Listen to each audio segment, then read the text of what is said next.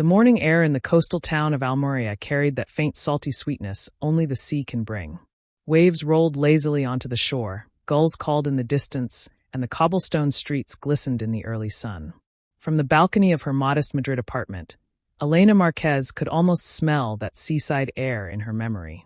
She closed her eyes, imagining the way sunlight used to spill across the tiled terrace of her late husband's family home. Their home, on Spain's southern coast. For 40 years, that house had been the heart of her life with Javier Marquez. It wasn't just a building. It was where they'd raised their only son, David, where they'd hosted long Sunday lunches under the lemon trees, where summer evenings meant music, wine, and laughter drifting into the warm night air. Javier's grandfather had built it stone by stone after the war, every wall telling a story. After Javier passed away suddenly from a heart attack, Elena couldn't bring herself to change a single thing in the house. The woven rugs stayed where they were, the framed photos remained on the shelves. Even the faint scent of his cologne lingered in their bedroom. She spent more time there than in Madrid. The coastal air, she felt, kept him close somehow. It was a Wednesday in early autumn when the phone call came. Elena was in Madrid, visiting an old friend, when she heard the words that made her grip the counter for balance. "Señora Marquez, there's been a fire at the coastal house." The local fire chief's voice was calm but heavy. A faulty wire in the old kitchen had sparked in the night. By the time a neighbor spotted smoke, the flames had already spread. The fire department had contained it, but most of the main structure was gone. Elena's hands trembled as she packed a bag and caught the first train south. The journey felt endless. Her mind kept replaying images she didn't want to see. Charred beams where her kitchen had been, blackened walls where photos once hung, the lemon trees scorched and broken. When she finally arrived, the sight was worse than she'd imagined. The front door was gone, replaced by a sheet of plywood. The once cream walls were now a patchwork of soot and cracked plaster. Inside, the air was thick with the acrid smell of smoke. The dining room table, the one Javier had carved himself, was nothing more than warped, blackened wood. She called David that night. He was in London, busy with a corporate dinner. "It's gone, David," she told him quietly. "The house, it burned." There was a pause on the other end, the faint clinking of glasses in the background. "That's terrible," he said, though his tone carried more surprise than grief. "Maybe it's for the best. You know, the wiring was ancient. We could sell the land, Mom. Developers would pay well for it." Elena blinked, the phone warm against her ear. "Sell it?" "Well, yes," David continued, as if it were obvious. "It's just a building. We could take the money and put it into something modern, maybe closer to Madrid. Something you'd enjoy without all the upkeep." Elena didn't argue. She just said, "I'll think about it," and ended the call. But in her heart, she already knew there was nothing to think about. That night, Elena walked the property alone under a pale moon. The garden was littered with ash and fragments of what once was. She ran her fingers along the stone wall her husband had repaired himself the summer before he died. She remembered his laughter as he carried heavy buckets of mortar, insisting he could still do it better than any young mason. The house wasn't just stone and wood. It was her connection to Javier, to the years they'd built together, to the family gatherings and the quiet mornings with coffee on the terrace. Letting it go to strangers would be like letting go of him all over again. And that, she couldn't do. By the time dawn painted the horizon pink, her decision was made. She would rebuild the house. Not a modern redesign. Not a profitable project. She would restore it exactly as it had been. And she would do it without telling David. Elena knew her son well enough to predict his reaction. If she told him she planned to rebuild, he'd argue. He'd insist she was throwing money away. He'd remind her that the land's value was in development, not in preserving old walls and terraces. And if he thought he had any control over the project, he'd push for changes that would erase the spirit of the place. So she decided this would be her secret. The first person she called was Manuel Torres, a local builder and a lifelong friend of Javier's family. Manuel had helped repair the roof years ago and knew the house's structure better than anyone. "Manuel," she said over the phone, "I need you to help me bring the house back, exactly how it was." He hesitated. "It will be expensive, Elena. And it will take time." "I don't care," she replied. "Every tile, every door, every beam, I want it just as Javier left it." Manuel gathered a small team of craftsmen from the town, men who had grown up seeing that house on the hill and understood what it meant to the Marquez family. They worked slowly, carefully. Elena visited the site daily, sometimes with sketches or old photographs to guide them. She sourced identical clay tiles from the same workshop that had supplied Javier's grandfather decades ago. She had the wooden shutters carved to match the originals. The lemon trees, badly damaged in the fire, were replaced with new saplings. Elena planted them herself, her hands in the warm soil, imagining how they would grow and fill the garden with the same scent she and Javier had loved. It took nearly 2 years. She sold a small piece of farmland she had inherited from her parents to cover costs. She cut back on luxuries. Every euro went into the rebuild. When the work was finally finished, Elena stood in the front garden and looked at the house. It was as though the fire had never happened. The walls were a soft cream again, the roof tiles glowed orange in the sunlight, the terrace was ready for summer dinners. Inside, the air smelled of fresh wood and lemon blossoms drifting in from the open windows. But this time, the deed was in her name alone. She had paid for every stone, every window. Legally and emotionally, this was her home. David still thought the property was an empty, damaged shell, an unclaimed opportunity waiting to be sold. Elena didn't feel guilty for keeping him in the dark. She told herself she was protecting the house, the family history, and the memory of Javier from being bulldozed by profit. And deep down she knew. One day the secret would come out. And when it did, it would change everything between her and her son. It was a late summer morning in Almeria when Elena Marquez saw a sleek black rental car pull up the gravel driveway to the coastal house. From the kitchen window of her restored home, she recognized the tall, sharply dressed man stepping out, phone in hand, sunglasses glinting in the sun. Her son, David Marquez, was finally back in Spain. She hadn't seen him in nearly 3 years. Not since a rushed Christmas visit when he'd flown in, handed her an expensive perfume bottle, and left 2 days later for a ski trip with friends in Switzerland. David's life was in London now, a high-paying finance job, weekend trips to Ibiza, business dinners and private clubs. Phone calls had become shorter, messages less frequent. When they did speak, it was usually about practical matters, taxes, the Madrid apartment. What's the market like in Spain right now, Mom? Never about the things that really mattered to Elena. Never about Javier, never about the memories in the house by the sea. David walked up the path with his usual brisk stride, pulling off his sunglasses and looking up at the house. Elena stepped out onto the terrace, watching his eyes scan the cream walls, the orange roof tiles, the carefully restored shutters. For a moment, his expression softened. "It looks better than I remember," he said, stepping forward to kiss her cheek. But even in that brief comment, Elena sensed the tone. Not wonder, not nostalgia, evaluation. "Better?" she said with a smile. "It's exactly as it was." He chuckled. "Well, maybe from the outside. But I can already see the potential. This place could be worth a fortune if we modernize it. You know how foreign buyers are. They'll pay triple for something sleek and glass-walled. Tear this down, build something fresh, we could easily double the land's value." Elena's fingers tightened slightly on the railing. "Tear it down?" "Sure," he said casually, already pulling out his phone to snap a few photos. "It's old-fashioned, Mom. I get it, it's sentimental for you, but from a financial perspective."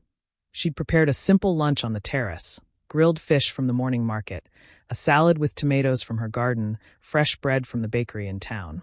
The sea breeze carried the scent of lemon blossoms. David sat, but instead of relaxing into the moment, he kept glancing at the house, at the garden, at the view of the coastline beyond.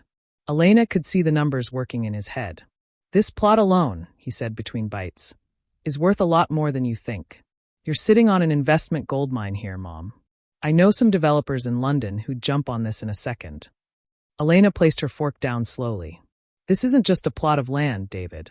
I know, he said, waving a hand. "Family history, memories, all that. But think about your future. Think about what you could do with that kind of money. Travel. Upgrade your apartment in Madrid. You wouldn't have to worry about upkeep or maintenance. You could be free of all this." Her gaze drifted to the lemon trees, their green leaves shimmering in the sunlight. Free of all this? This was her freedom, her joy. After lunch, David walked through the house, commenting on every detail. "These tiles? Original, right? But you could replace them with marble. The kitchen's charming, but you could double the space if you took out this wall. And here, the living room, imagine floor-to-ceiling windows instead of these old shutters. The view would be incredible." Elena followed quietly, her hands clasped. Every improvement, he suggested, was a piece of history erased. Javier's hand-carved dining table.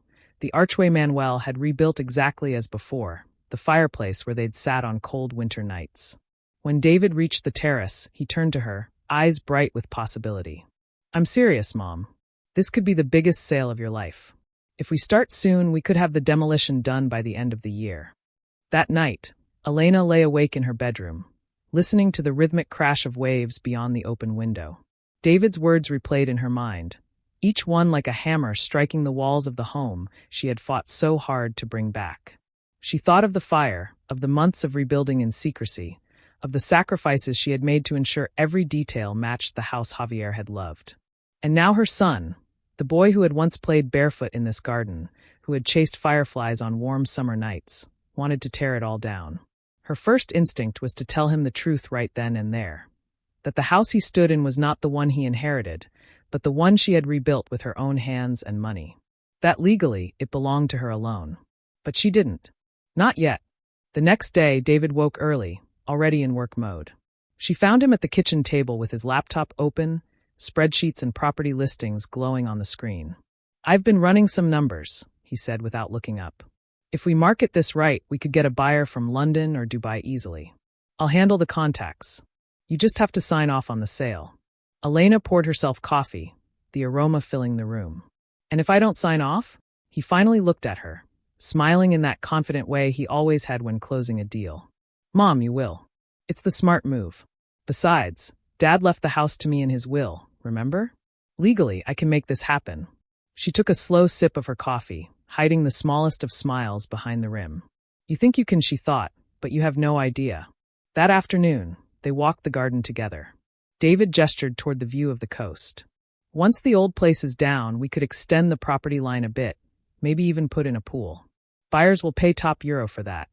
"David," she said quietly, "have you thought about what this house means to the family? To your father?" "I respect Dad's memory," he replied quickly, "but times change. Sentiment doesn't pay the bills."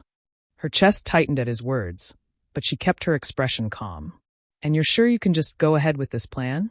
He looked at her, almost amused. "Mom, I'm not just sure. I've already made a few calls." That night, after David went out to meet an old friend in town, Elena sat alone on the terrace.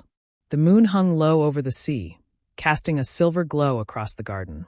She traced her fingers along the smooth wood of the table, remembering when Javier had built it. She could end this right now. She could tell David the truth, watch the certainty drain from his face, see the business calculations crumble in an instant.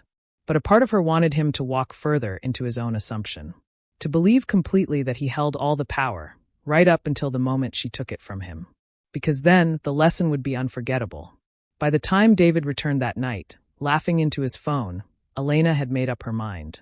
She would let him speak his plans out loud, let him put them in motion, and then, when he thought he was in control, she would show him the papers that would bring it all to a halt.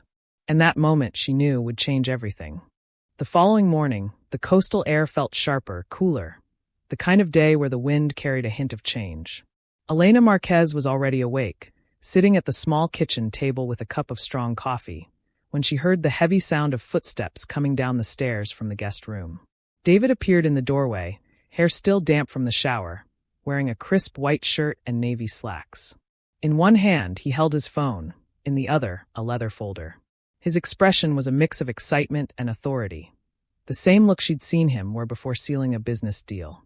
"Morning, Mom," he said briskly, setting the folder down on the table. "We need to talk." He didn't sit. He paced once, glanced at the garden through the window, then turned to her. "I've finalized the first steps for the new project," he said.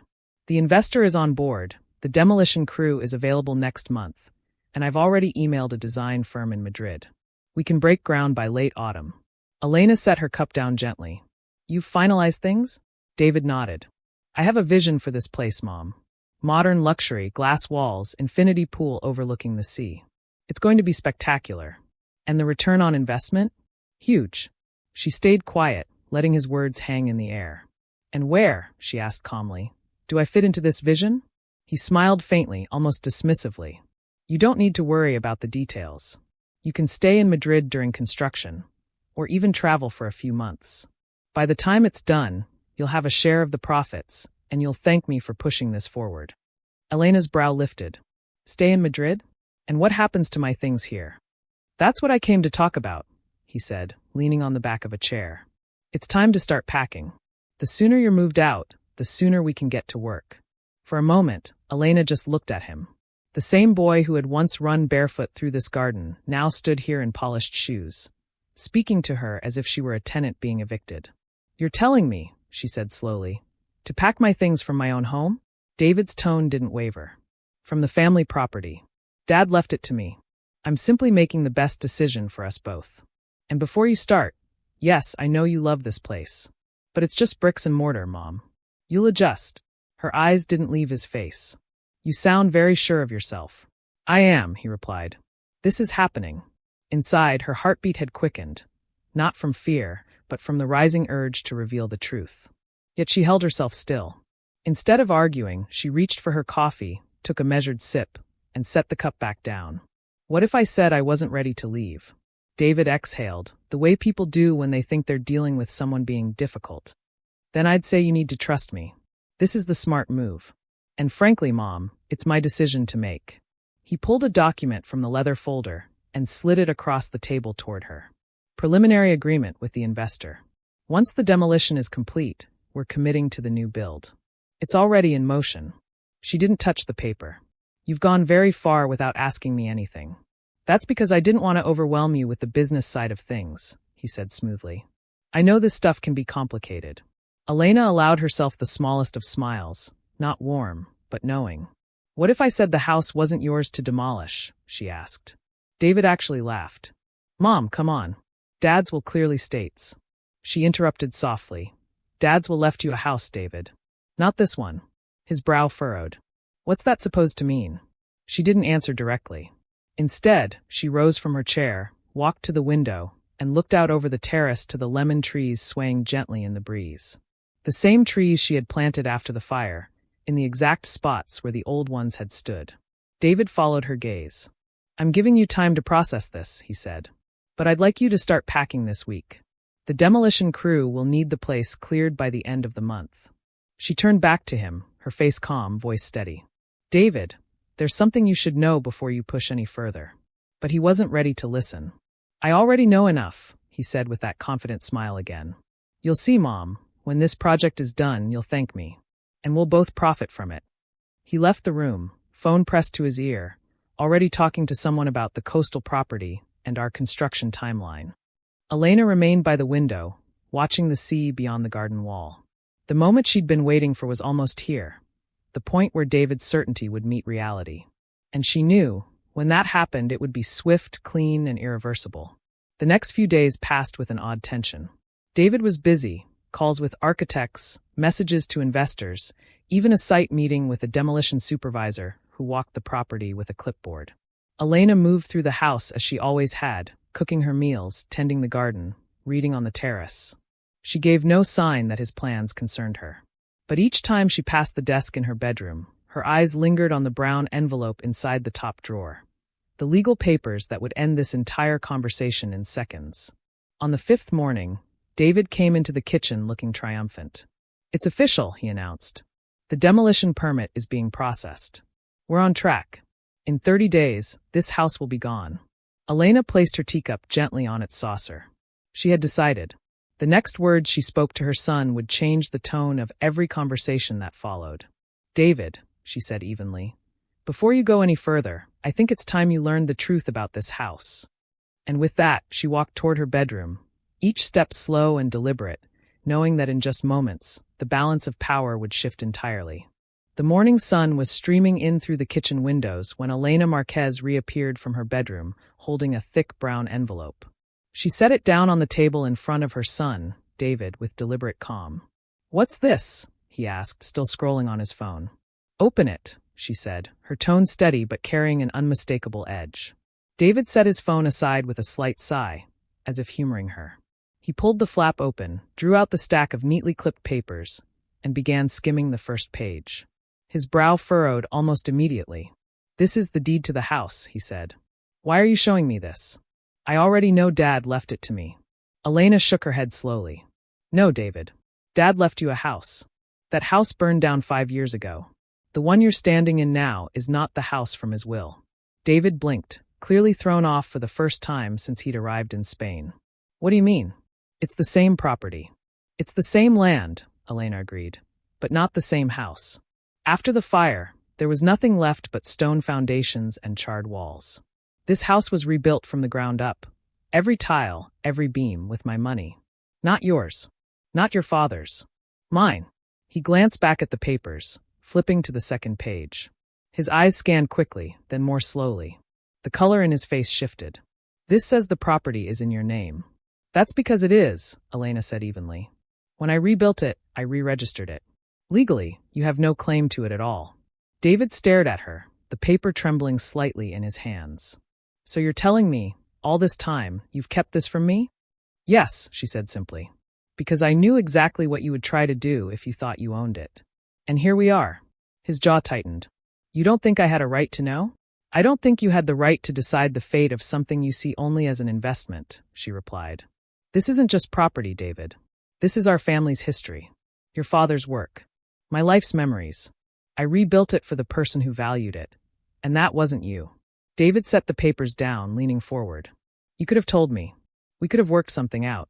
This feels like you were lying. Elena's eyes met his, unwavering. Sometimes protecting something means keeping it out of the wrong hands. I didn't lie. I simply didn't give you the opportunity to destroy what you couldn't appreciate. He leaned back, exhaling sharply, running a hand through his hair. For the first time in days, he had no ready comeback, no confident grin. So, she continued, you can call your investor and tell them the deal is off. There will be no demolition, no new build, no sale. You're welcome to visit here as my guest, but that is all. David looked at her as if trying to gauge whether she might change her mind. But her expression told him there was no opening, no negotiation. The decision had been made long before he arrived. That afternoon, the mood in the house shifted entirely. The phone call stopped. The laptop closed. The papers David had spread out on the dining table were quietly gathered and shoved into his leather folder. By early evening, he was packing his suitcase. He didn't say much, just a few clipped sentences about his flight back to London. Elena didn't press him for conversation. She moved about the kitchen as she always did, preparing a light dinner and setting it on the table without ceremony. When he came down with his bag, she offered him a plate. He hesitated, then sat. They ate in near silence, the clink of cutlery against porcelain filling the air. When they finished, David stood and looked around the kitchen one last time. I guess there's nothing else to say, he said finally. There is one thing, Elena replied, rising from her chair. She walked with him to the front door. You once asked me, where will we go, if the house was gone? Now I ask you, where will you go when you're not welcome to tear something down? He gave a short, humorless laugh. I'll figure it out. I'm sure you will, she said, and opened the door for him. From the terrace, she watched as he loaded his bag into the car. He paused before getting in, his eyes scanning the house one last time. There was something in his expression, not just frustration, but maybe a trace of realization. Then he got in and drove away, the sound of the engine fading down the gravel path. The property was quiet again. That evening, Elena walked through the house in the soft glow of the setting sun. She touched the cool tiles of the hallway, ran her hand along the carved edge of the dining table, and stepped out onto the terrace. The sea stretched out before her, calm and endless. The lemon trees swayed gently, their blossoms perfuming the warm air.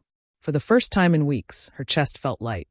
There had been no shouting, no ugly scene, just truth laid out plainly. And it was enough. The house would remain as it was. Her husband's memory would remain intact. And she would spend her remaining years here, in the place that had always been more than a home.